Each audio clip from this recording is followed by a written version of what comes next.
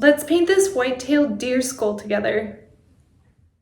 I took a photo of the skull and then added 4 different background color options. You can access all of these files via my Dropbox, which I've added a link to in this video's description. For example, here is the skull. So I'm going to be using carbon paper to transfer this image onto my canvas, but I've also added grid lines to this image so that if this is your preferred method of drawing, you can use this as your guide. I've included the background options, so you have a choice between the deep red, brown, navy blue, and olive green. I've also created color formulas for each, which I've added to the supply list folder.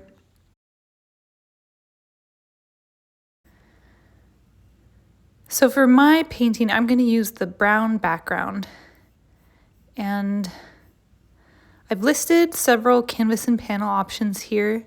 By all means, if you have a square-shaped canvas or panel already in your studio that you'd like to use, go ahead and use it. Just make sure you use one with a white background because we're going to be using that white as backlighting on the skull. Next, I list paints. Each background color is going to have a slightly different list. And I have those lists at 2 different price points. Michael Harding and Rublev are going to be more expensive than Gamblin and Winsor Newton. Either set is fine. And then the color formulas, and then brushes and other. So you're going to need at least one 1/4 inch angular brush. You're going to use this primarily for the background of the painting. And then you're going to need a couple of 5/0 round brushes, and these are for all the detail work within the skull. And lastly, you'll need some refined linseed oil to thin the top layers of paint.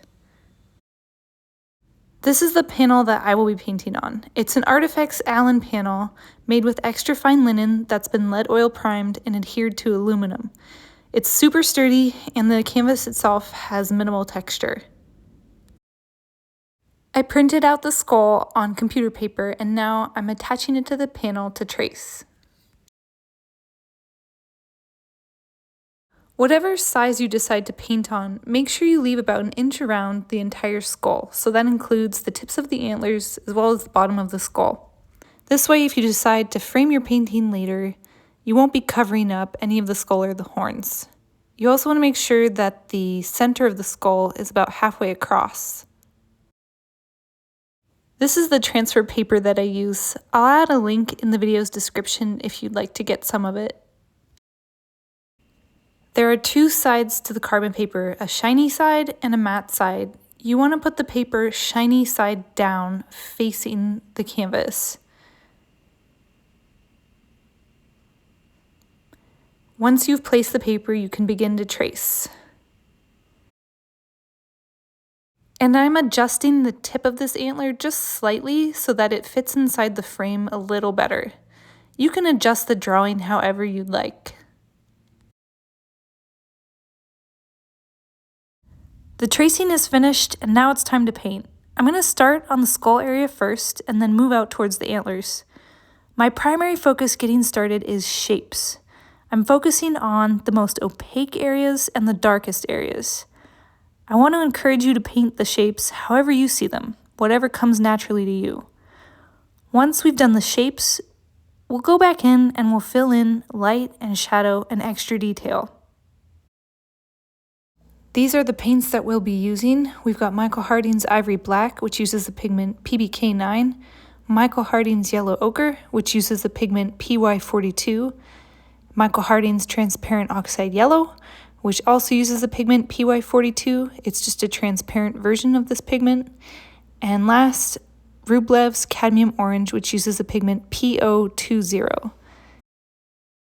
Now I'll make a dark brown with the Ivory Black, Yellow Ochre, and Cadmium Orange. I'll make a slightly lighter version and then a slightly darker version.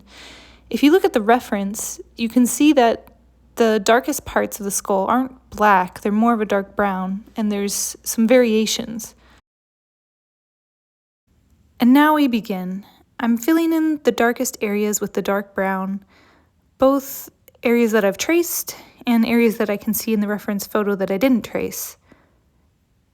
As I'm painting, I'm realizing that I want to put some transparent oxide yellow on my other 5/0 brush so that I can drag some of that dark color out to make it less opaque and also a lighter color. So I'll zoom in a little bit more so you can see I'm just bringing some of that dark brown out with the transparent oxide yellow and making areas that are a little lighter. You might be wondering why we're focusing on shapes first, and I'll admit this is a slightly unusual way to paint. I don't paint anything else this way, but I'm painting the skull this way because a skull has a really unique texture. When I look at it, I see layers of light, and I'm painting this, and if you're painting along with me, we're painting this, going from dark to light.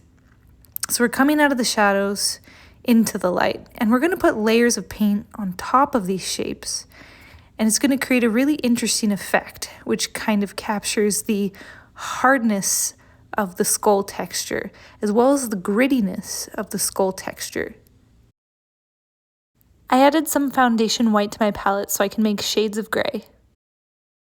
It's kind of funny to me because I painted this over a period of time, and depending on the day, this part felt either tedious or meditative. If you're having some of the same feelings, just know you're in good company. This part of the painting definitely takes the longest.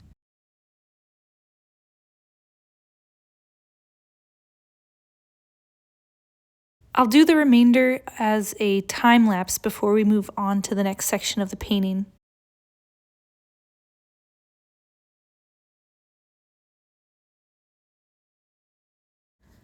Now that the initial shapes are finished, let's go back to the Dropbox folder and click on Detail Photos. Pull up Skull Zoom. We'll be working from that in the next part of the painting. Here's a black and white version of the Skull Zoom image next to the color version. I'll upload this to Dropbox as well. I think that having a black and white version helps us distinguish value. For example, you can see that the eye sockets are the most pronounced here, as well as the hollowed out areas underneath the eye sockets, the area underneath the nose, as well as the area between the antlers.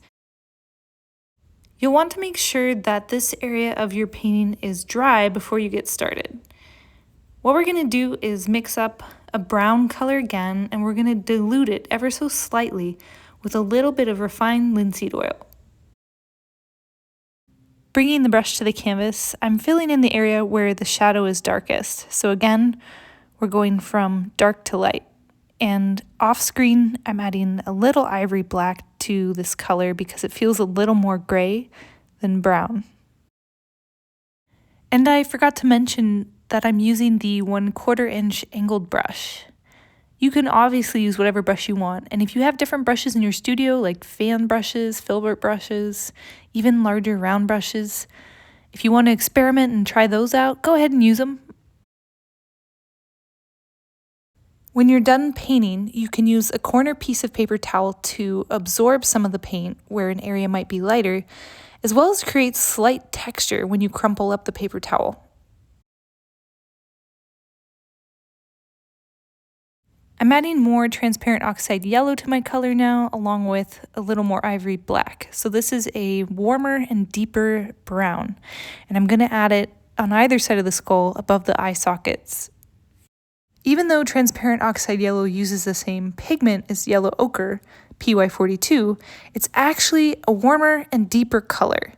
And because it's already semi-transparent, you don't have to add as much linseed oil to dilute it. I'm making the color darker with a little more ivory black, and I'm going to now make my way across the skull along the ridge. I'm essentially following the same process that I used when I painted the forehead of the skull. Putting paint down first and then taking a little piece of crumpled up paper towel and dabbing the paint to soften some of the edges, make some areas lighter, and add a little bit of texture by absorbing some of the paint.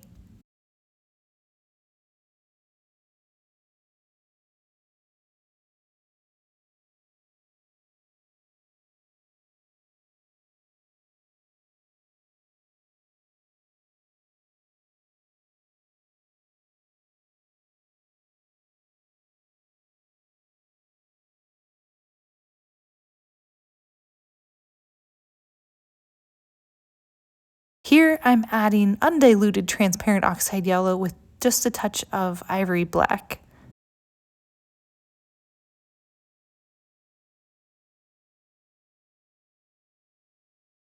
I'm adding some foundation white to the color. This is going to make the color more opaque and it's going to mute the color slightly.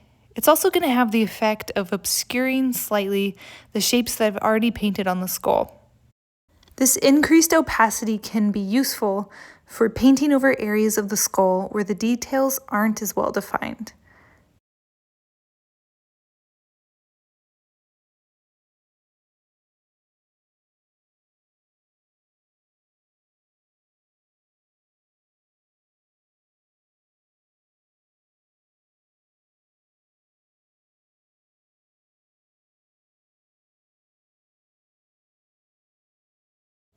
I'm painting the left eye area now, and something that I'm trying to be really mindful of is to work around the lightest areas with my paintbrush. So I'm back to using the 5/0 round brush, and then once I've done the tiniest, tightest spots, I will come back in with the 1/4 inch angled brush and do larger passes. As I'm working my way down the eye, I'm adding more transparent oxide yellow and then more foundation white and ivory black.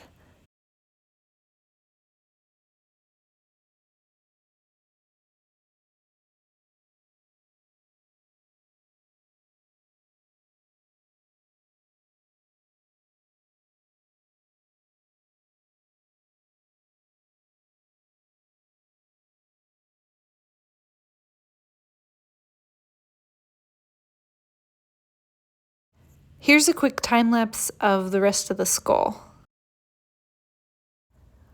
While this layer of paint is still wet, you can come back in and add extra details. You can also do this when the paint is dry, and honestly, I paint so slowly that some of this was dry by the time I got around to it. One of the benefits of adding details while the paint is still wet is that you get more of a watercolor effect. The edges are going to be a little softer, and when the paint is dry, it's going to be easier to get harder edges. If you're worried that you'll mess up and you like your layer of paint, you can definitely wait until it's dry before you add extra details. That way, when you do add extra paint, if you do mess up, you can just wipe it off gently with some paper towel. Notice how I'm using both the 5/0 round brushes as well as the 1/4 inch angular brush to create different effects and details. I'm even using corners of paper towel to absorb some paint and create different textures. In other words, there aren't any rules here. It's kind of like whatever it takes to get the job done. I say play around with it and have some fun, and see what you can come up with.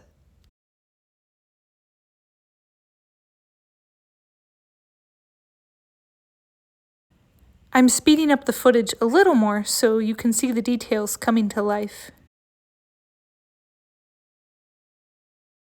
Something else that I want to point out. Do you see how I'm painting over the initial shapes that I painted with the 1/4 inch angular brush? This is the reason why I did those shapes first, because when I paint over them with a semi-transparent layer, I'm creating a sense of depth that would be really hard to replicate in another way. If I want the shapes or part of the shapes to be more visible or darker, I can just paint over them again. What I like is that I'm creating layers and this sense of depth, and I feel like that adds to the realism, which is what I'm trying to achieve in this painting.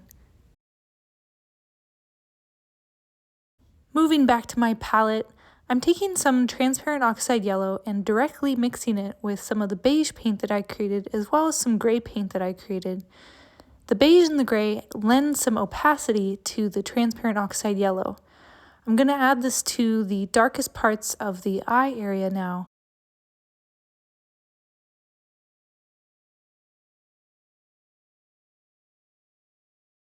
As I get up here to the upper edges of the eye, I'm adding more transparent oxide yellow to intensify the color.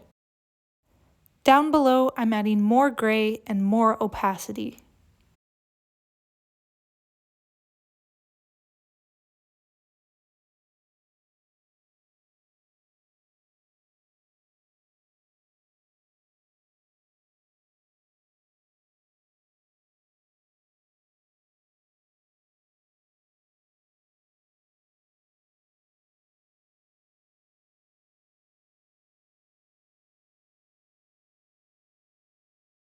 Because the shadow dissipates towards the outside of the eyes, as I'm painting down in this area, I am adding gray, but this time a lighter gray.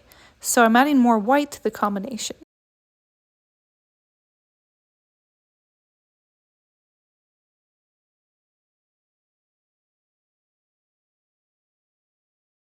For the details on top, I'm mostly using the dark gray combined with a bit of transparent oxide yellow.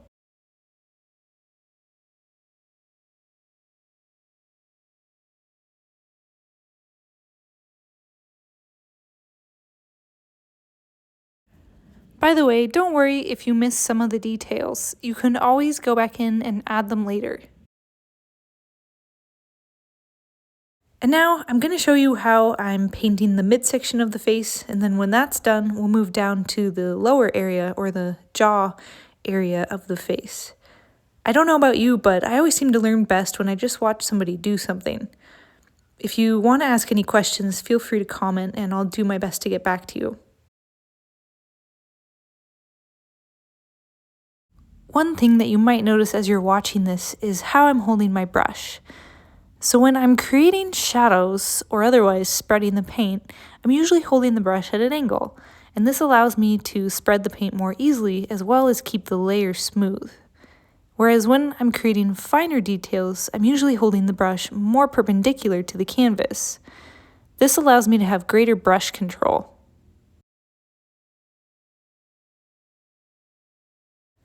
Alright, I'm going to be quiet now and let you watch. If you'd like to skip ahead to any section of this video, I've noted the timestamps below.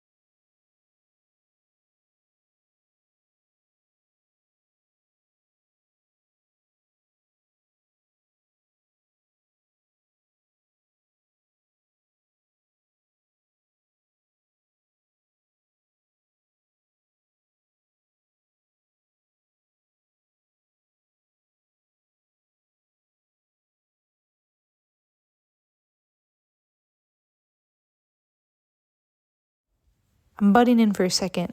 Notice here how I'm adding more color and darker value to the right side of the skull in general. That's because of the light source, which is up and to the left. So anything that's protruding on the skull on the right side is probably going to be a little lighter because there's more light hitting it, but anything that's sort of sunken in or in the shadow is going to be darker.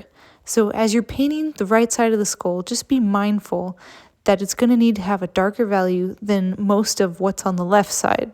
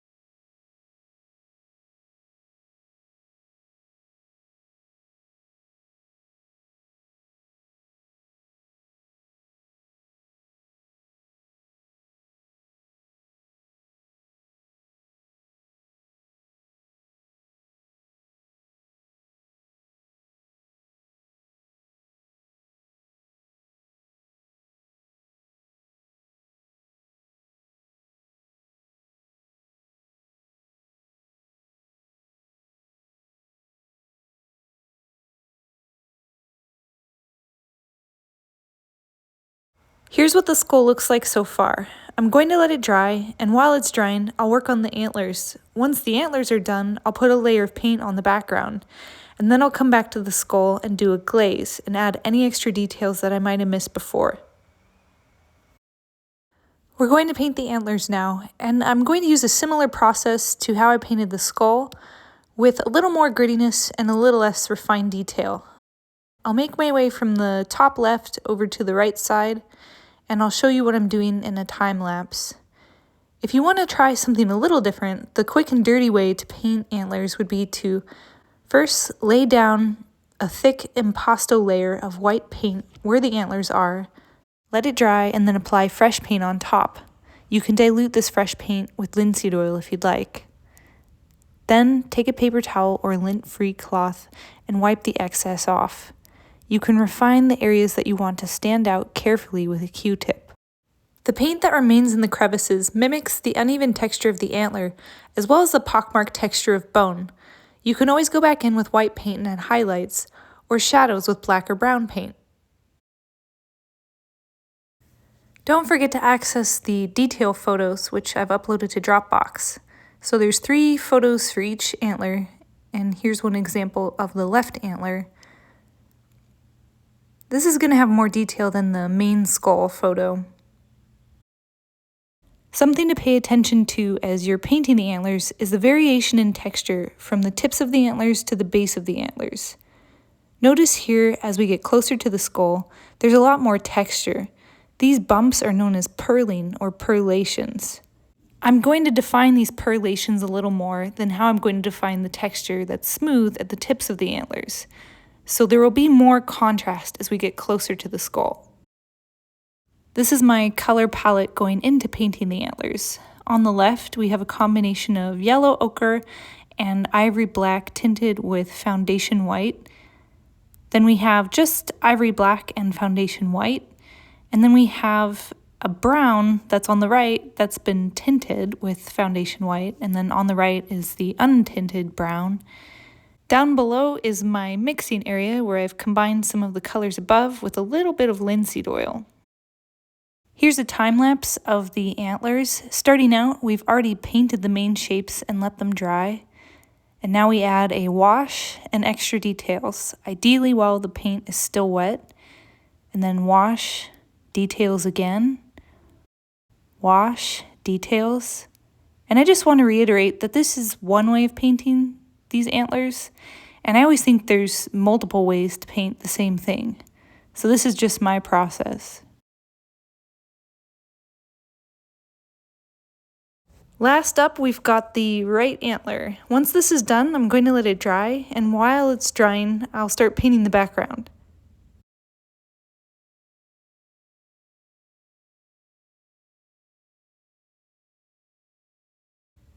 Here are the paints that we'll be using for the background. We've got Rublev's Ercolano Red, and this is a natural iron oxide. Its pigment is PR102, so we'll do 4 portions of this. As you can see, it's not exact. I'm just trying to get it approximate. And then we'll do 4 portions of ivory black, and then 1 portion of yellow ochre. And we'll mix it all up. And you can adjust this color if you want it to be a little warmer, add more Ercolano Red and yellow ochre. If you want it to be darker, you can add more ivory black.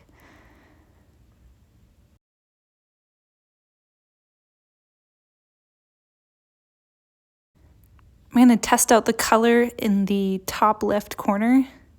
I like it, so I'm going to stick with it. If you don't like it, you can, again, just adjust it how you want. So I'm using the 1/4 inch angled brush for the background primarily. And I'm doing strokes in all directions. This helps make the layers smooth.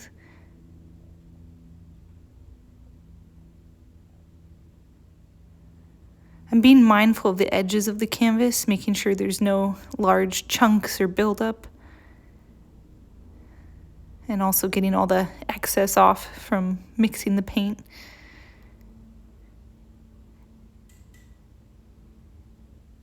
So I'll get pretty close up to the edge of the antler, and then right along the edge, I'm going to drag the brush vertically. And as I'm dragging vertically, I'm pushing paint away from the antler because I'm trying to avoid creating any ridges. I want this background layer to be smooth and not create any ridges up against the antler, because we're going to do 2 layers of paint on the background, at least 2. And I only want the top layer to have any texture at all. The second layer is where we'll soften those edges between the antler and the background. And in order to have smooth, soft edges, the first layer has to be seamless.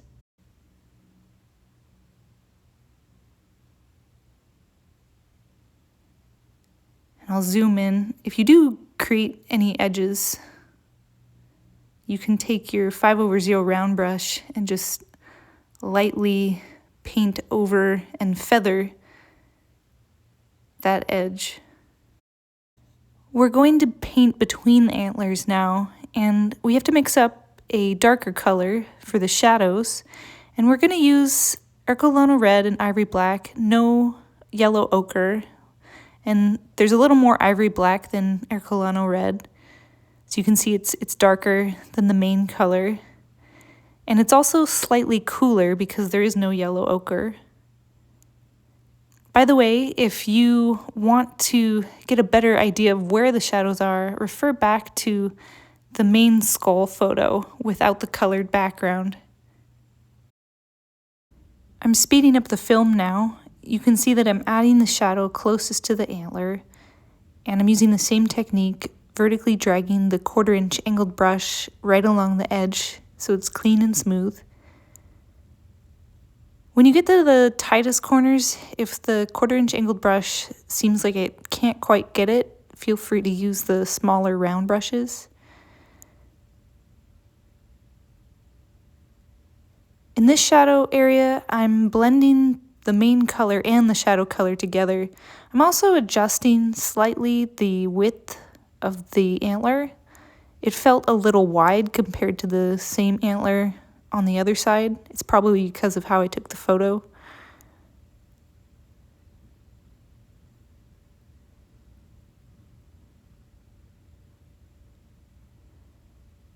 So here you can see slight differences in shadow. And in the second layer, we can refine these even more.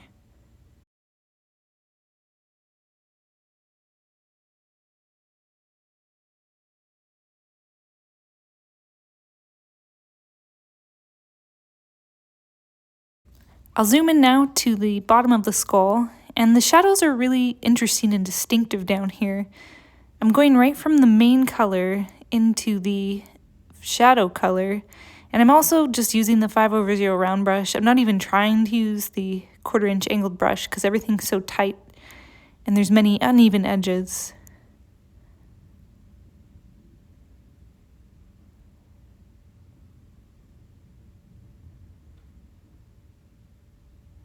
Some of the darkest shadows are actually right here where I'm painting, so just be mindful of that.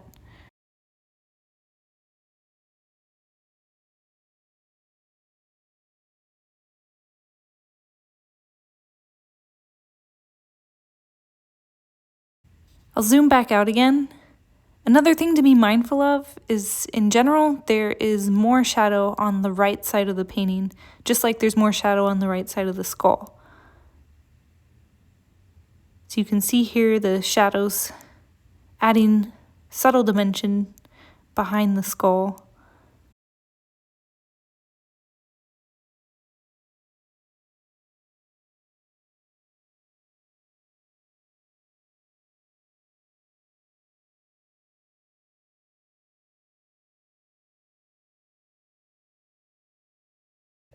I'm done with the first layer. Here's how it looks. It's still wet. I'm guessing it'll take 4 to 5 days to dry, but I might give it a week before I come back and do the second layer.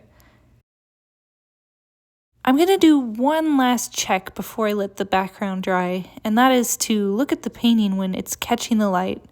What I'm looking for are any unwanted bumps and lumps and hairs that may have floated onto the canvas.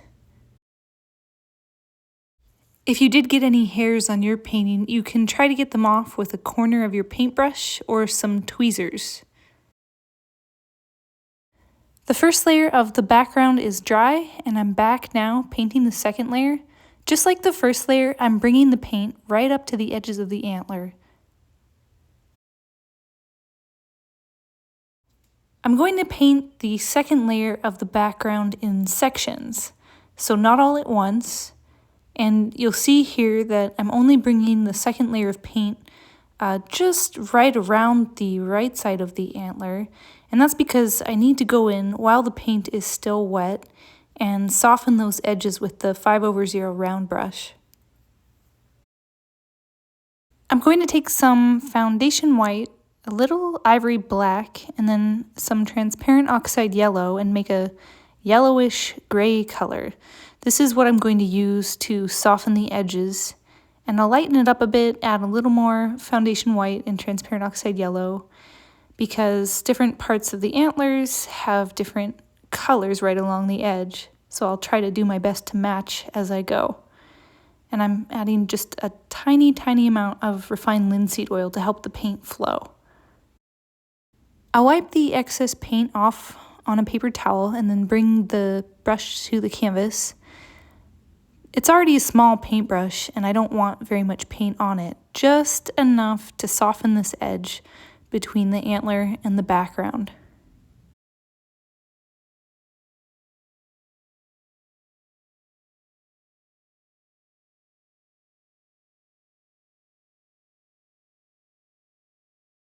As I come up over the top of the antler, I'm going to grab some of the darker yellow-gray color off my palette.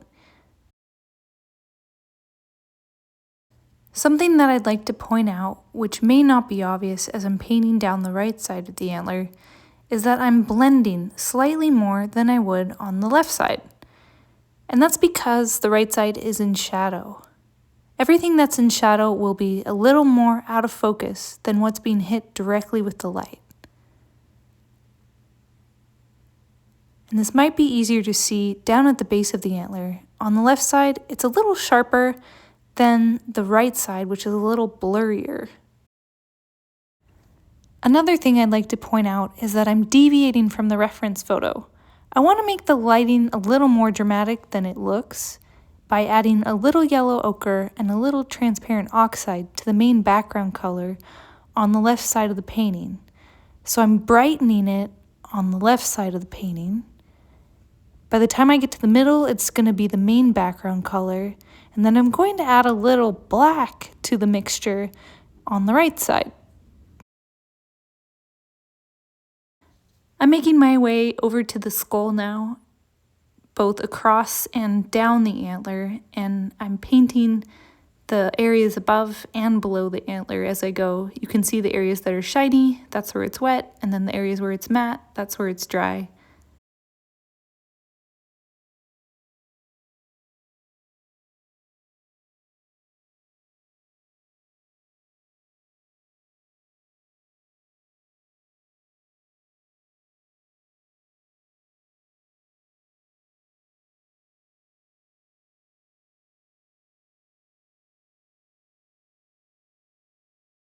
Once you get to the skull area, now is the time to add any extra details that you like.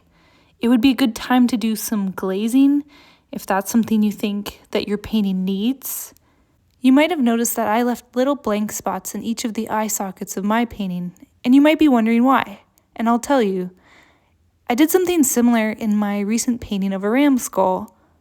When you get close to this painting, you can see that there's almost like these little embers glowing inside of the eye sockets. And the reason I did this is because it's my version of a memento mori. A memento mori is a very traditional theme in still life painting. It was often used in Christian funerary art, especially in the past. Skulls are probably the most common motif that you'll see, along with flowers and sometimes other transitory items that indicate the passage of time. For example, in this classic memento mori painting by Philippe de Champagne called Vanitas, painted in 1671, there is a tulip indicating life, a skull indicating death, and then an hourglass indicating time. The memento mori is a reminder of the inevitability of death and to live a good life. This painting is very on the nose, and I love its directness, but in my painting, I wanted to do something a little more subtle. You might consider adding your own personal touch if the idea resonates with you. I'm starting out painting with transparent oxide yellow, straight up, undiluted. And it kind of looks a little too intense, so I'm going to soften it up. I'll add a little foundation white. And that may not be enough, so I'll take a little bit of the excess off carefully with a Q-tip and then add a little gray tone it down. And then I'll blend it into the rest of the eye. On the right side, I'll do the same thing, just a little darker. I don't want it to look haunted. I don't want it to look judgmental. I just want it to be like, hey, let's do some self-reflection. Here's a quick time lapse of the skull from start to finish so you can see how all the layers built up.